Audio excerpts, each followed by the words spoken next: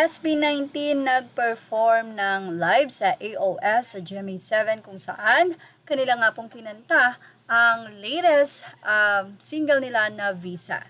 Doon ay ibinahagi din ni Josh Cullen na marami silang international collaboration na dapat abangan ng mga 18.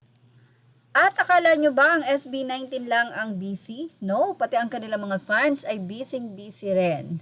Well, matapos nga ang nasabing napaka-successful na concert ng SB19 ang wakas at simula, hindi pa rin makaget over ang ilang mga 18 at halos karamihan nga sa kanila ay hanggang ngayon topic pa rin ang natapos na concert.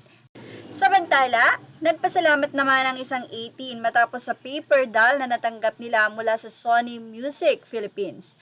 Mula kay Kim Ani, nagpasalamat siya at sinabi niyang, "Hello there, my little Pablo paper doll. Thank you so much, Ninang Sony Music Philippines. Super cutie." Mukhang ito nga ang naging previous ng Sony Music Philippines noong nasabi nga pong nakaraang concert. Well, please correct me if I'm wrong.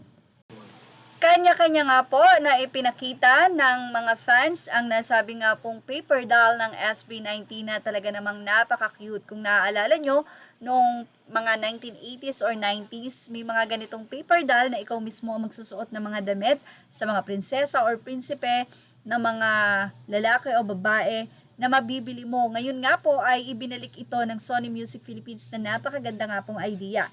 Hiling tuloy ng ilang mga fans na sana masama ito sa official merch ng SB19 at gawing itong mas upgraded. Dahil sa dami ng mga costume ng SB19 ay napaka-pwede pong dami nilang ilagay dito and sigurado na pagkakaguluhan ito ng 18 dahil sila mismo ay pwedeng-pwede nang magbihis para sa mahalima.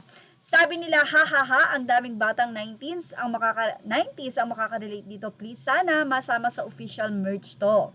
Ang saya ng toy friend activity, sana pwede maging official merch para 5 banotong hawak ko. San po malalaman isked ng Wastrack? Well, ito po ay mga mensahe ng 18 sa nasabi nga pong post na ito. So, I want paper doll pa rin after 25 years, lalaki na ngayon. San yan? So, OMG, ang ganda. Punta tayo sa Thursday. San ba track sa Thursday? Question po, ano po ang nidalhin pagpupunta kung nasan ang Wastrack? Sarili lang po ba? Tapos pipila? Or need yung tics?